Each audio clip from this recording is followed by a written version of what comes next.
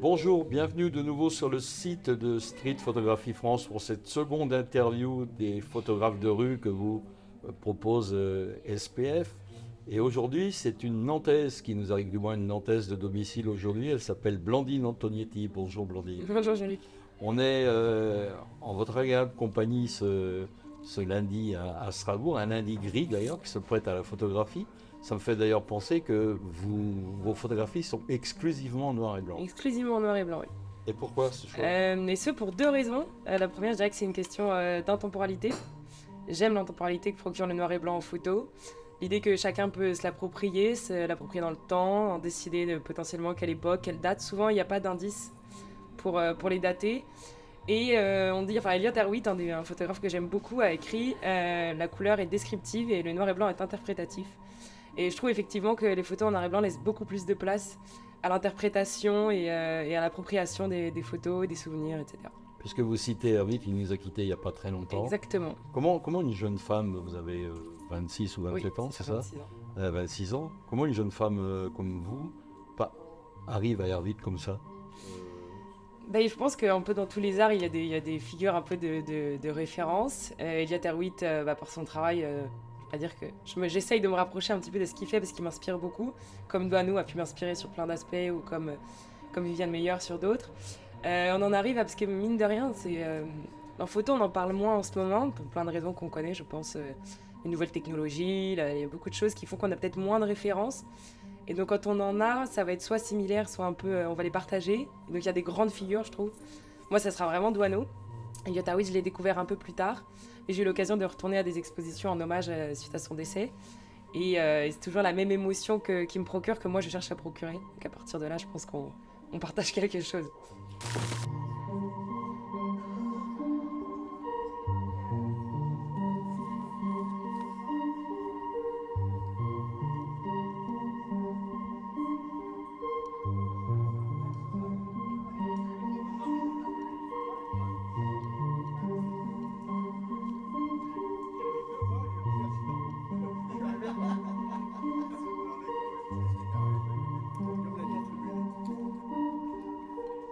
Alors avant de parler de votre arrivée dans le domaine de la street photographie qui nous intéresse bien entendu plus aujourd'hui, moi je voudrais savoir comment vous en êtes arrivé purement et simplement à la photo en général.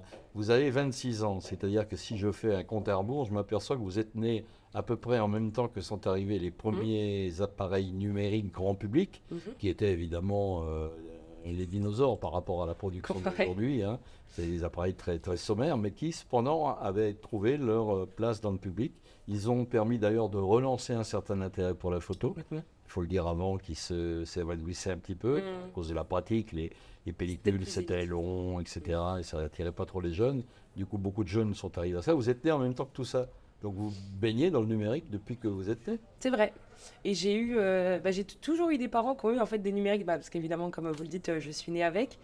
Toujours eu ce réflexe quand on partait en vacances, de prendre des photos. Donc c'est assez vite venu. Je me souviens que ma maman me dit depuis que je suis très jeune que j'ai un œil. Alors au départ, je comprenais pas trop ce que ça voulait dire, mais c'est quelque chose qui est toujours resté. C'est toujours un peu resté en toile de fond. Et je pense que ça a vraiment pris un nouveau virage en 2018. J'ai un ami très proche à moi qui lui-même faisait un peu de street photo et de photos, qui m'a vendu son Fujifilm X100S. Et en me vendant un peu cet appareil, c'est comme s'il m'avait donné la légitimité, quoi, le point de départ pour y aller. Et je me souviens notamment qu'il avait fait une photo, c'était les mains d'une personne âgée posées sur une table. Et cette photo m'a transmis quelque chose d'incroyable. Et c'est là que je me suis rendu compte que il y a peu d'autres arts qui m'ont transmis ça. Et donc je me suis lancée et après ça a été un peu, ça a déroulé. J'avais cette espèce de petite légitimité qui venait de par cet appareil et de par la confiance qu'il m'avait accordée. Et ensuite, je pense que l'autre tournant, ça a peut-être été assez contradictoire, mais le Covid, parce que le fait que les rues se vident et qu'il n'y ait plus rien, que le temps s'arrête, le peu de moments où j'étais à Lyon à ce moment-là, quand je retournais dans les rues, il y avait un peu il y avait une personne, c'était... c'est un peu ce que je dis dans le livre, mais un acteur au milieu d'un théâtre vide, d'une scène vide. Et donc ça m'a redonné envie vraiment de m'y remettre, de capter ces petits bouts de vie. Et après, ça a continué, et on en parlait tout à l'heure, mais le Québec, ça a aussi été un peu un tournant, parce que ce côté voilà, enneigé, des neiges la neige qui recouvre toutes les traces des rues, la géométrie, le cadre, je me suis vraiment amusée là-bas. Et j'ai eu la chance de travailler avec d'autres photographes québécois, et ça a pris un peu d'ampleur. Et après, le point d'orgue de tout ça, ça a été Street Photography France, qui m'a fait confiance et qui m'a donné cette liberté et cette confiance dont je manquais encore un peu pour vraiment me lancer dans la photo. Alors justement, à ce stade de notre entretien, moi j'ai envie de savoir, donc ici, totale autre génération, hein, bien entendu, ça se voit à l'image, pardon, j'ai envie de savoir comment vous avez d'emblée considéré la photo. Je m'explique très rapidement, et je schématise bien entendu à l'extrême, parce qu'on n'a pas 3 heures à consacrer au sujet. Beaucoup de jeunes de votre âge, même de moins jeunes d'ailleurs, et de plus jeunes encore, considèrent les atouts de la photo numérique pour ce qu'ils sont. C'est-à-dire on rafale, on fait plein de photos, derrière il y a des logiciels, évidemment Photoshop, mais il y en a d'autres. Il y a des logiciels qui permettent de récupérer absolument tout aujourd'hui, la luminosité, la netteté, enfin beaucoup de choses en tout cas. Et on peut adopter cette situation de dire j'ai un outil qui me permet de rafaler comme ça des photos. Dedans il y en aura une ou deux ou trois peut-être qui seront pas mal. Et encore, hein, dans le meilleur des cas, on est bien d'accord. Hein. Mais je schématise encore une fois. Sûr. Et puis derrière, Photoshop pour refaire ce qu'il faut, le cadrage, etc. Vous, quand on regarde le livre anonyme que me consacre SPF, Street Photography France, on s'aperçoit tout de suite que vous avez un œil, comme vous l'avez dit, ça c'est clair, on le voit tout de suite. Il y a le sens du cadrage aussi, il y a, etc. On sent que vous travaillez presque à l'ancienne, comme les gens de ma génération, parce qu'on avait tout simplement un matériel, un nombre de vues limité par la pellicule. Hein. On avait 3 ou 4 pellicules de 36, bon, bah, c'est pas comme faire 800 photos en une demi-heure. Donc on a l'impression que vous travaillez un petit peu à l'ancienne avec les outils de la modernité. Ben c'est l'idée. C'est pour ça que souvent on me demande si je shoot à l'argentique ou pas. Mais c'est parce que je trouve que moi ce qui me plaît dans la photo, c'est l'instantanéité d'un moment qu'on va figer dans le temps. L'instant décisif de Cartier-Bresson, c'est ça? Exactement. Et quand si j'ai été amenée à prendre 900 photos d'un moment, ben, il y aurait plus cette instantanéité. Puisqu'en fait, ce serait découpé en une dizaine de moments, une centaine de moments.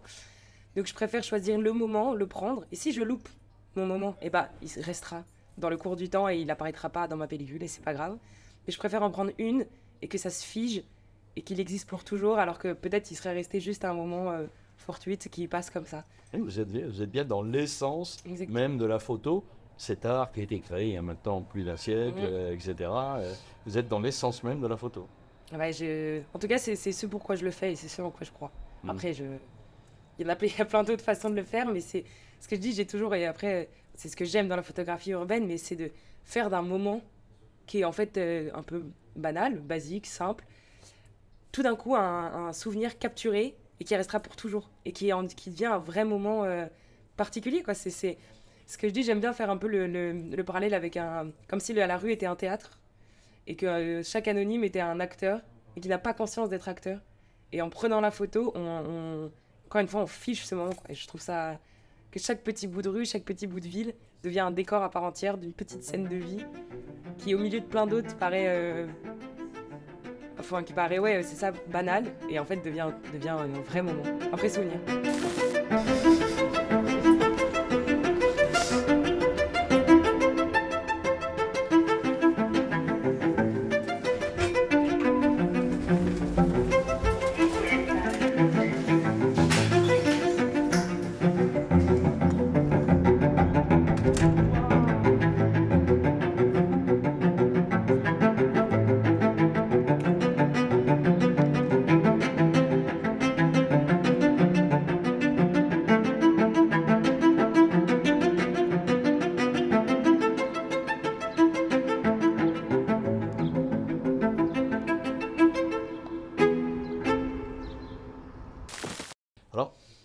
Comment vous en êtes arrivé à la photo de rue, à la street photo? Comment vous en êtes arrivé là? Je veux dire, dans votre jeune existence, vous avez découvert l'appareil photo numérique grâce à vos parents, etc., etc.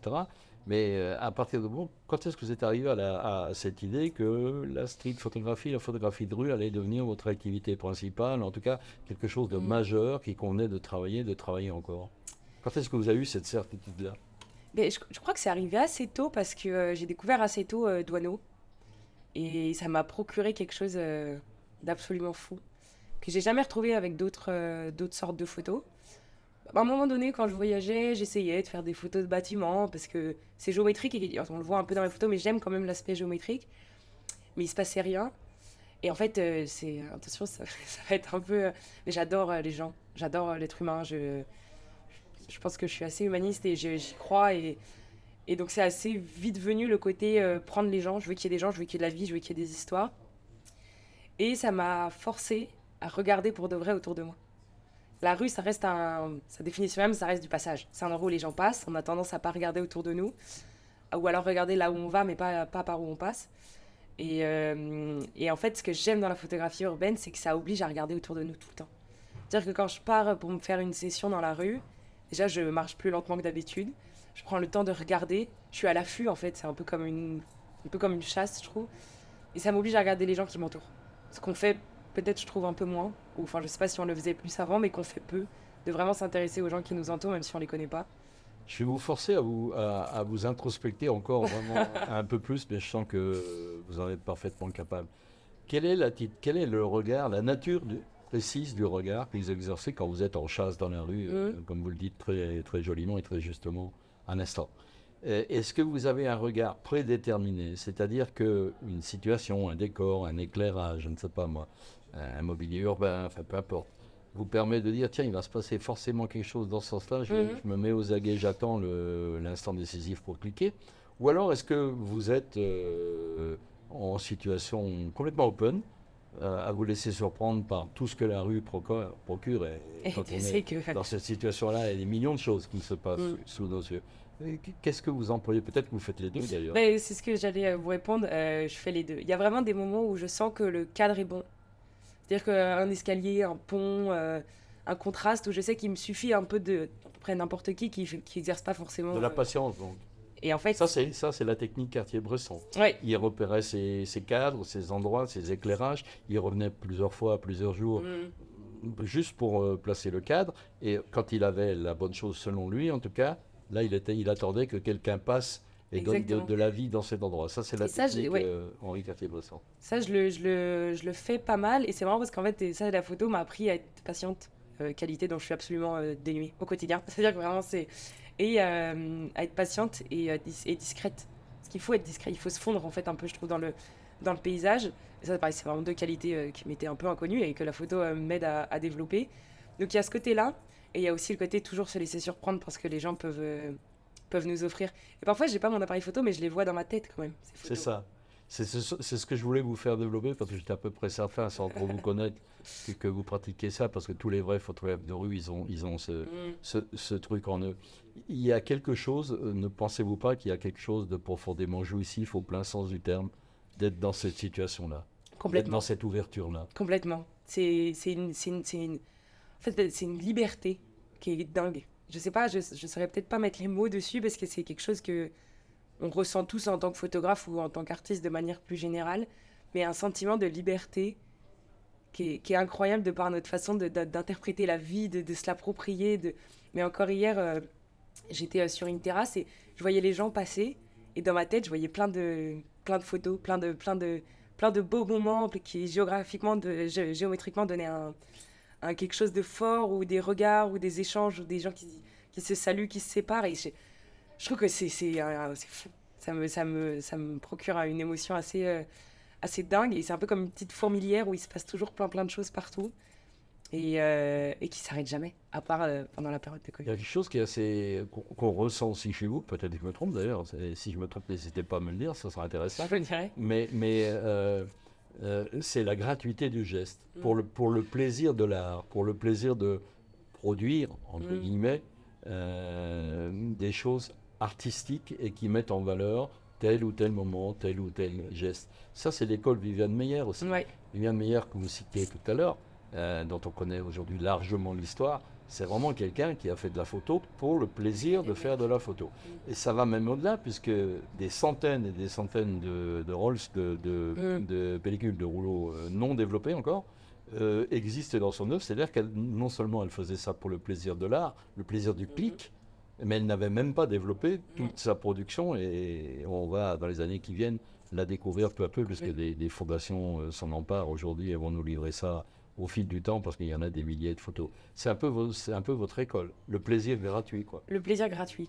Le plaisir gratuit parce que... mais c'est marrant parce que Viviane Meyer, d'ailleurs, c'est donc jamais de son vivant dit photographe. Elle se présentait pas du tout comme une photographe. Elle aimait ça pour ce que ça lui apportait à elle. Et je trouve qu'il y a une vraie étape entre dire d'un coup, mais je suis photographe. Et c'est quelque chose que j'ai un peu de mal à dire, que je dis de plus en plus parce que de par mes comptes sur les réseaux sociaux ou voilà, le Street Photography France, le livre, bah, je suis un peu obligée de me définir comme telle. Mais je trouve que ça met un peu dans une case qui n'est pas forcément le cas parce que, oui, je suis photographe parce que je fais de la photo. Mais avant tout, c'est du plaisir. C'est assez égoïste, hein, c'est du plaisir aussi que je retire de tout ça. Et effectivement, la gratuité du geste, parce que, encore une fois, je le fais parce que je le fais pour moi, je le fais parce que c'est beau, parce que ça me donne foi un peu en l'humanité, d'une certaine façon. Et ça m'aide à prendre le temps. Pour ça, le livre aussi, je trouve qu'on a, ce que je dis dedans, mais on n'a jamais pris autant de photos. On les a jamais aussi peu regardées. En fait, déjà, on a tous 3000 photos sur notre galerie de téléphone. Mais et encore, est-ce qu'on prend le temps de les regarder? Alors que les photos que je fais dans la rue, je prends le temps de les regarder. Ouais, de les aimer, de les sélectionner, Et ça, c'est aussi pour ça que je le fais, je crois. C'est ça qui est intéressant avec la publication de ce livre qu'on doit à Street Photography France. Et c'est ce que je trouve, moi, éminemment précieux. D'abord, ce sont des beaux objets. Il y en a 2 maintenant qui existent. Hein. Oui. Vous êtes la 2e que j'interviewe, donc je n'ai pas de mal à compter le nombre de sorties. Ce sont des beaux objets déjà. Et puis pour quelqu'un de votre génération, est-ce que vous serez d'accord pour dire avec moi que quand on parvient, d'une façon ou d'une autre, peu importe, à être édité ou s'auto-éditer, le livre, ça reste quand même le support de noblesse absolue pour présenter le travail. Bah complètement, il y a pas plus beau support. C'est-à-dire que je vois comment rendre mes photos dans le livre ou imprimées en format affiche ou sur du papier, et ce qui rentre sur mon téléphone quand je les regarde. Mais même ce que ça dégage est différent. Et puis ça a quand même été fait pour ça. Enfin, vous le disiez, vous êtes de la génération, peut-être voilà, des pellicules du développement de l'argentique. En aucun cas, c'était fait pour rester sur la pellicule. C'était fait pour sortir. On l'a perdu maintenant parce que c'est numérique, mais ça reste... Le dessin de la photo, c'est d'être imprimé, c'est d'être présenté, c'est d'être un objet en soi, pas juste des pixels sur un téléphone. Donc pour moi, oui, c'est...